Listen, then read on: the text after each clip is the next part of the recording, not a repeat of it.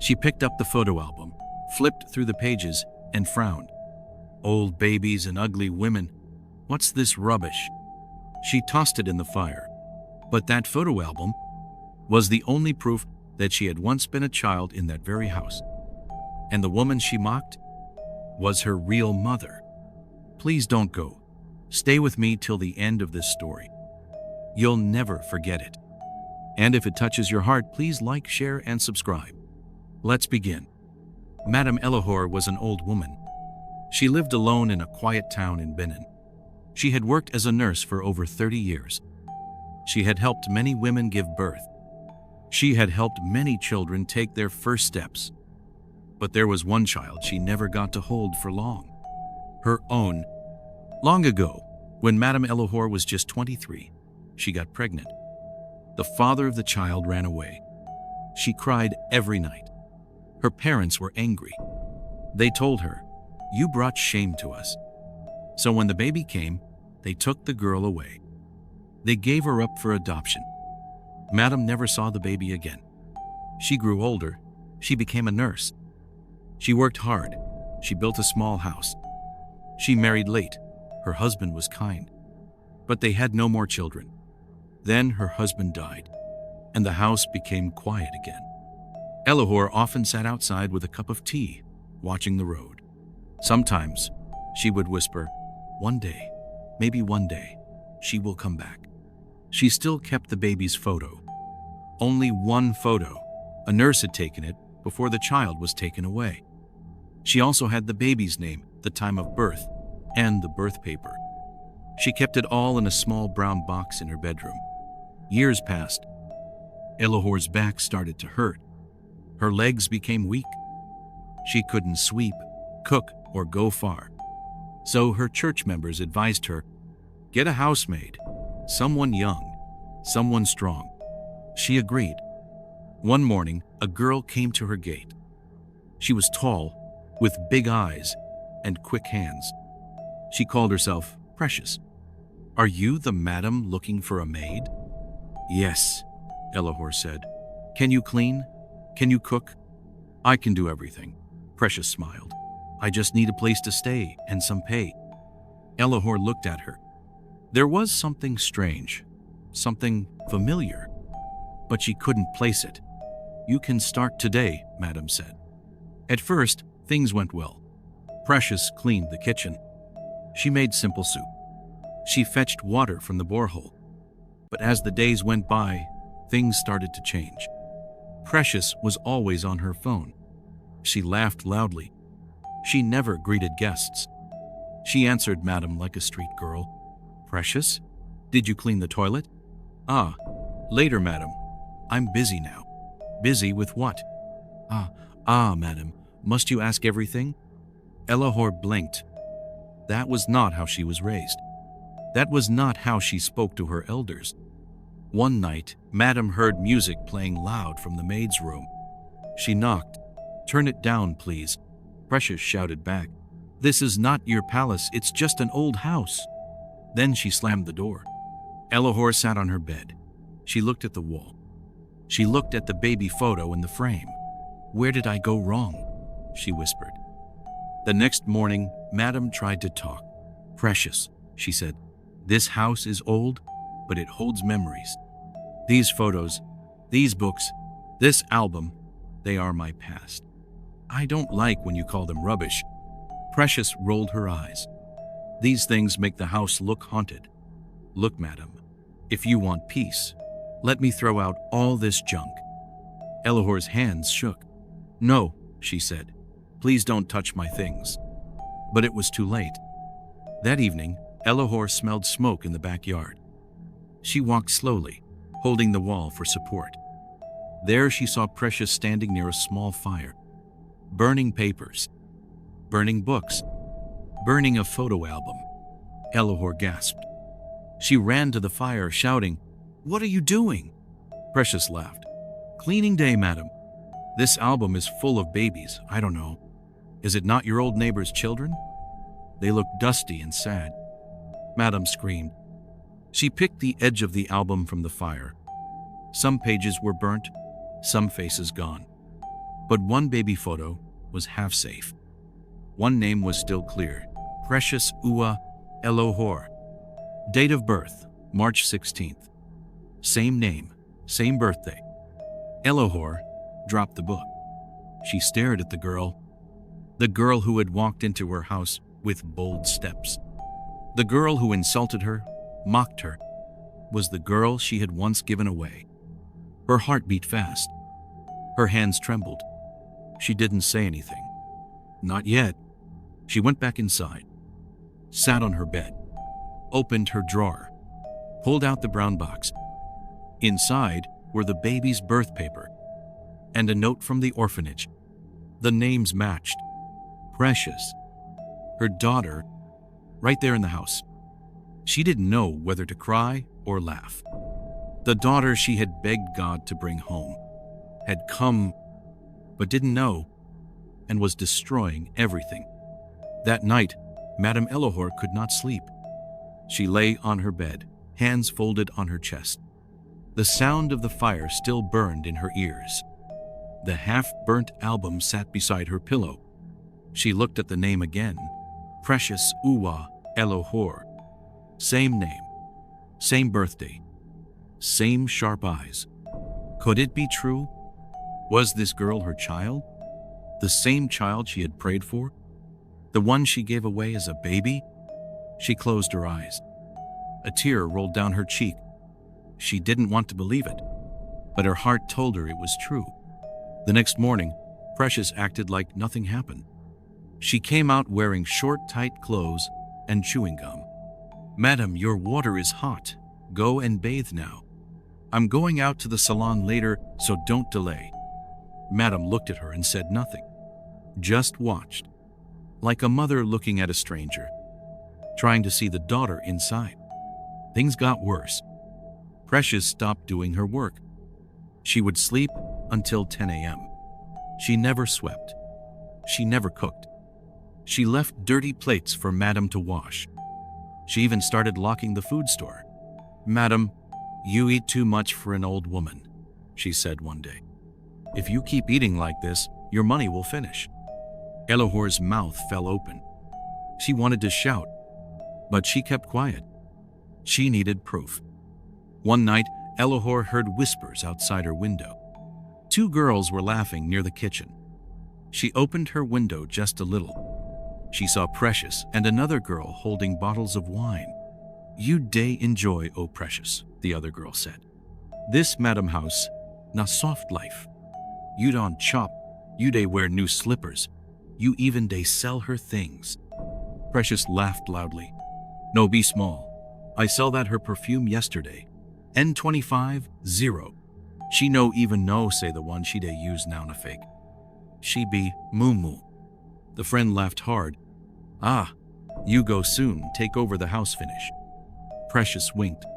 "Just give me 1 more month." Madame Elohor covered her mouth. She leaned against the wall. Tears filled her eyes.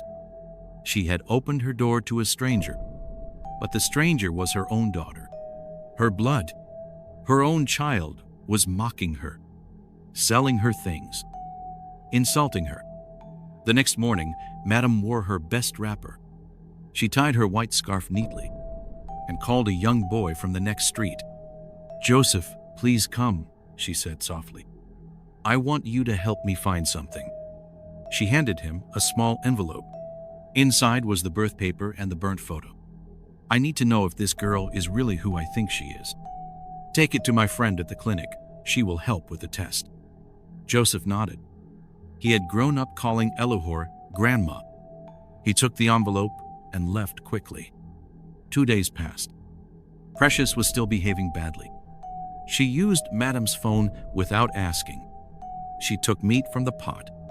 She even locked Madam's bedroom one afternoon and said, "I'm cleaning. Stay outside for now." Madam just sat outside, under the mango tree, watching the sun, waiting. Then Joseph returned. He held a brown envelope. Madam's hands shook as she opened it. The letter was short, but it said everything. DNA match, 99.8%.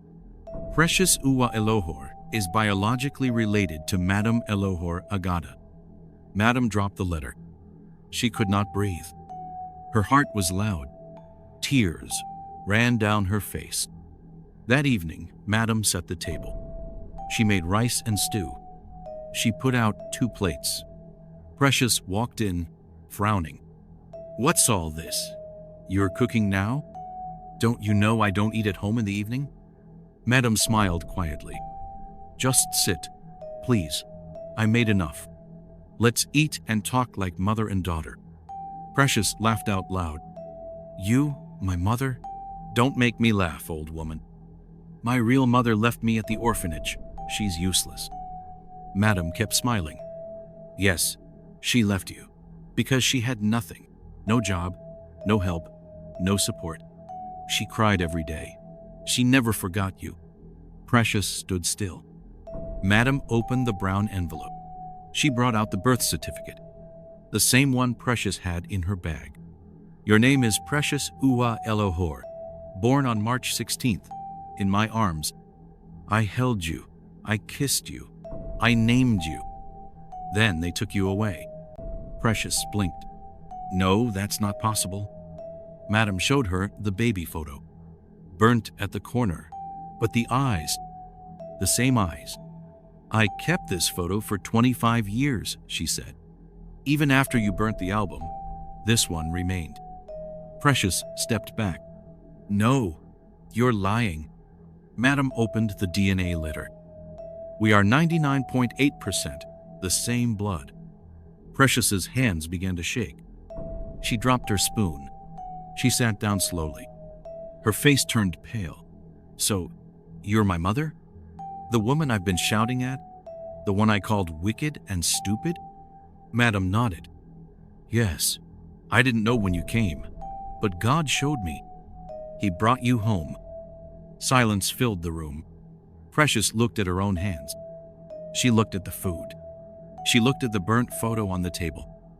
Then she whispered, "I've been stealing from my own mother." Madame didn't shout. She didn't cry. She just said, "You are still my child."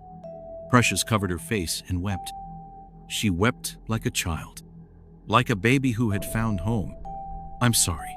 I didn't know. I didn't know." Madame moved closer and touched her shoulder. "Now you know." They sat there. 2 women. One old, one young, but both holding the same pain. That night, no one slept early. They sat on the mat and talked. Precious asked questions. Madame answered them all. She told her about the day she was born, about the nurse who took the photo, about the night she almost died of sorrow. Precious looked down. "I burnt your things. I insulted you. I told my friends you were foolish." Madame smiled gently. "You were angry and lost, and I forgive you." Then she added, "But you must promise. From today, no more lies. No more stealing. This house is your home, but you must treat it with love." Precious nodded. "Yes, Mama, I promise." And for the first time in many years, Elohor felt peace. The child she lost had come home, not through phone, not through a stranger, but through pain, mistake, and truth. After the truth came out, the house felt different. Quiet. Still, Precious started doing the housework again. She swept the compound. She washed Madame Elohor's clothes with her hands. She made hot tea in the morning. But there was still a gap between them. Not hatred, just pain. One morning, Madame sat on the porch. She watched Precious as she watered the flowers. Then she spoke softly. "You can't hide forever, my daughter." Precious stopped. Her eyes filled with tears. "I don't know how to fix everything, Mama. I broke your things. I burnt your memories. I spoke badly of you to people." Madame looked up. Her voice was calm. "You didn't just break my things. You broke your story. But the good thing about stories is that they can start again." Precious dropped the watering can. She sat beside Madame. She said nothing. But her head rested quietly on the old woman's shoulder, and Madame smiled. For the first time, that shoulder held the weight it had longed for. That week, Madame brought out a new photo album. The old one was too burnt, too painful. She opened the new one and placed one small photo inside. The baby picture that survived the fire. This is you, 1 day old, wrapped in yellow cloth. Precious looked at it. She blinked. I used to think no one ever loved me, but you kept this for 25 years. Every day, Madame said, I prayed you would come. I didn't know God would bring you through the front gate with a loud mouth and fast hands. They both laughed. Precious began asking questions about the father she never knew, about the hospital where she was born, about the aunties, uncles, cousins. Elohor answered all. Your father was a traitor. He ran away when I got pregnant. My parents were ashamed. They made me give you up. I looked for you, but the adoption records were sealed. Precious cried again. I always felt lost, like I didn't belong anywhere. You belong here, Madame said, with me. Every day they added something new to the album. A baby spoon, a torn hospital tag, even the burnt corner of the old photo. Precious wrote beside it, proof that love can survive fire. But not everyone was happy. 2 weeks later, someone came knocking at the gate. It was Angela Precious's street friend, the one who laughed that day behind the kitchen. Precious, come outside. I brought someone. Precious came out, confused. Madame followed slowly. Behind Angela stood a tall man in sunglasses. He had a flashy car and gold chain. He looked angry. Now this be the house? This small old place? Angela nodded. This is where she works now. She said the woman is her mother. Can you imagine? The man stepped forward. Precious, you just left without telling me? After all my money? You said we would rent this house together. Precious stepped back. Timmy, I told you I was going to change. I told you I wanted to fix things. He shouted. You? Fix what? You think you're better than us now? You live with an old woman and wear long skirts now. You think you've arrived? Angela laughed behind him. Show them your true self, Precious. Let them see who you really are. Madame stood tall. This is my home, not your market. And she is not the same girl you knew. Timmy laughed. Madame, a beg. I was about to marry her until she ran here to hide. Precious's face turned red, but she didn't shout. Instead, she took Madame's hand. This is my mother. I don't need to hide anymore. I made mistakes, yes, but I've changed. Timmy scoffed. Change doesn't clean your past. No, Precious replied, but it can clean your future. Angela hissed. So, you're just going to throw everything away? Yes, Precious said, everything that was killing me. She walked to the gate, opened it wide. Leave, and don't come back. Timmy raised his hand like he wanted to slap her, but Madame stepped forward. Touch her, and I will show you the fire that still burns in these old bones. Timmy backed away. Angela pulled his sleeve. Let's go. She's not the same girl again. They left. Dust rose behind their car, but peace stayed in the house. That night, Precious wept. Not because of fear, but because she chose right. Thank you, Mama, she whispered. Thank you for standing beside me. Madame hugged her. You are my daughter.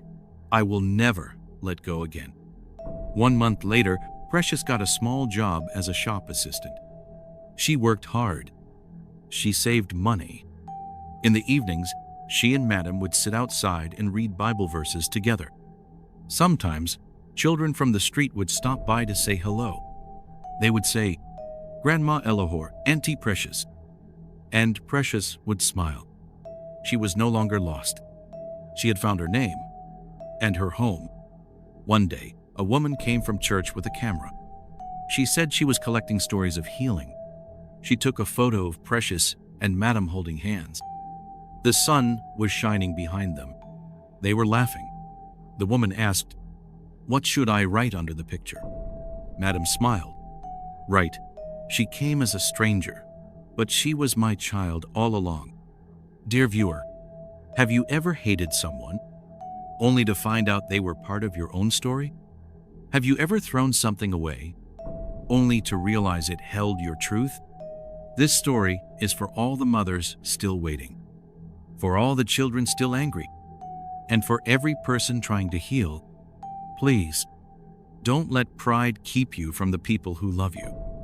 And if this story touched you, let us know in the comments. Like it, share it, because sometimes family is not about blood only. It's about forgiveness. It's about finding your way back home.